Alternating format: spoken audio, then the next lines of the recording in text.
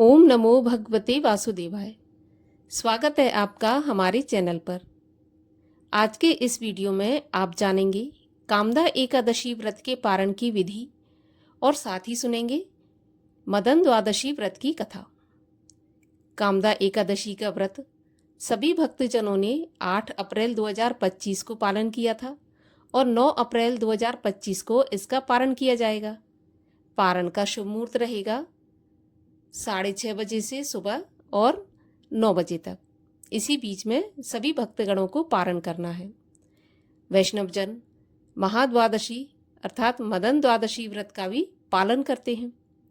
इससे महान उच्च फल की प्राप्ति होती है। महाद्वादशी का व्रत करने से पुत्र की प्राप्ति होती है। संतान प्राप्ति में बाधा आ रही है तो वो भी समाप्त होती है। पुत्र प्राप्ति के लिए किया जाने वाला सबसे उत्तम व्रत है मदन द्वादशी का, जो कि कामदा एकादशी के अगले दिन आता है और कामदा एकादशी के अगले दिन से शुरू करके आगे की 13 द्वादशी ये व्रत किया जाता है, जिससे संतान की कामना पूर्ण होती है, पुत्र प्राप्ति की इच्छा पूर्ण होती है, साथ ही पुत्र शोक से भी मुक्ति मिलती है। तो इस प्रकार मदन द्वादशी के व्रत का भी पालन किया जाता है। एकादशी व्रत के पारण की अगर बात करूं तो एकादशी के व्रत में 3 दिन नियम पालन करने होते हैं। दशमी दिन, एकादशी के दिन और द्वादशी के दिन। द्वादशी के दिन अगर सही समय पर या तय मुहूर्त पर पारण नहीं किया जाता तो हमें एकादशी व्रत का पूर्ण फल प्राप्त नहीं होता है। एकादशी व्रत के पारण की जो विधि शास्त्रों में बताई गई है उसके अनुसार आपको द्वादशी के दिन सुबह ब्रह्म मुहूर्त में उठने के बाद स्नान आदि से निवृत्त होकर भगवान श्री हरि विष्णु की विधि विधान से पूजा करें। पूजा करने के बाद आपको 7 चने लेना है भुने हुए।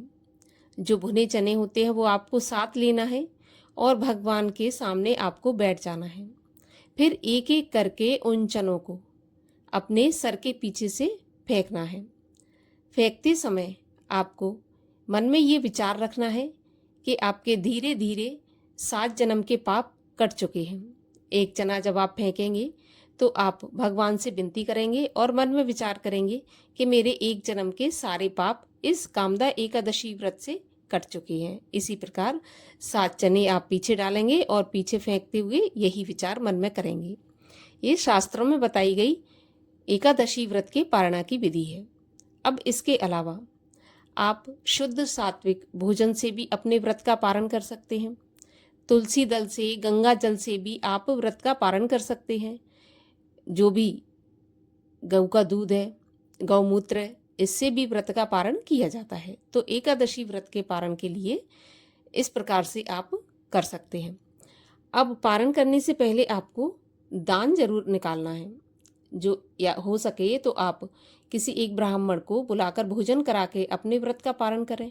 अगर आप इतनी जल्दी सुबह भोजन नहीं करा सकते तो आप एक ब्राह्मण के भोजन की सामग्री, जो कच्ची सामग्री होती है जिसको हम सीधा बोलते हैं, वो आप निकाल दें और उसमें दक्षिणा डाल दें। इसके बाद आप अपने व्रत का पारण करें।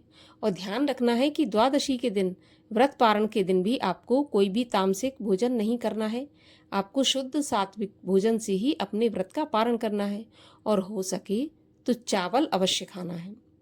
एकादशी में चावल नहीं खाया जाता, लेकिन द्वादशी में व्रत पारण के दिन चावल अवश्य खाना है। लेकिन अगर द्वादशी के दिन आपका कोई व्रत हो जाता है, कोई दूसरा व्रत हो जाता है, तो फिर आप फल से, तुलसी दल से, दूध से अपने व्रत का पारण कर सकते हैं। तो ये है एकादशी व्रत के पारण की सही विधि। और अब सुनते हैं मदन द्वादशी व्रत की कथा।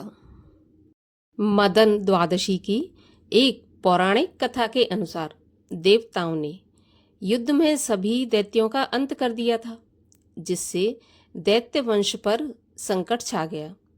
दैत्य कुल के मारे जाने से दुखी माता दिति मानसिक तौर से बहुत कष्ट में थी, जो कि दैत्यों की माता थी।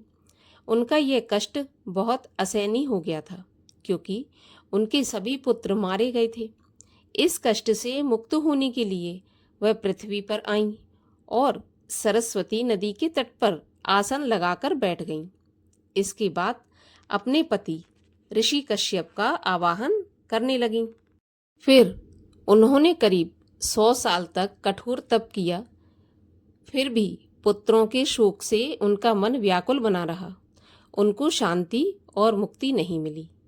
तब उन्होंने ऋषि मुनियों से अपनी इच्छा पूर्ति का उपाय पूछा, तो ऋषि मुनियों ने सुझाव दिया कि मदन द्वादशी व्रत विधि पूर्वक करो। ऋषियों के बताए के अनुसार माता दिति ने मदन द्वादशी का व्रत रखा। इसके बाद उनके पति कश्यप ऋषि उनके सम्मुख प्रकट हो गए। उन्होंने अपने तपोबल से दिति को फिर एक सुंदर युवती बना दिया।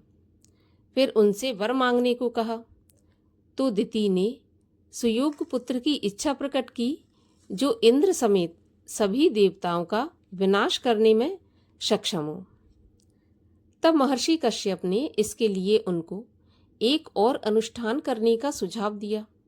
इसके बाद वे गर्भवती हो गईं। उधर जब इंद्रदेव को इस घटना के बारे में जानकारी हुई, तो वे दिति के गर्भ को खत्म करने की कोशिश करने लगे। एक दिन इंद्र ने वज्र से दिति के गर्भ पर हमला कर दिया, जिससे वह शिशु अमृत प्राप्त करके 49 शिशुओं में बदल गया, अर्थात वह शिशु अमर हो गया। इसके साथ साथ वो 49 शिशुओं में बदल गया, एक की जगह अब 49 हो गए।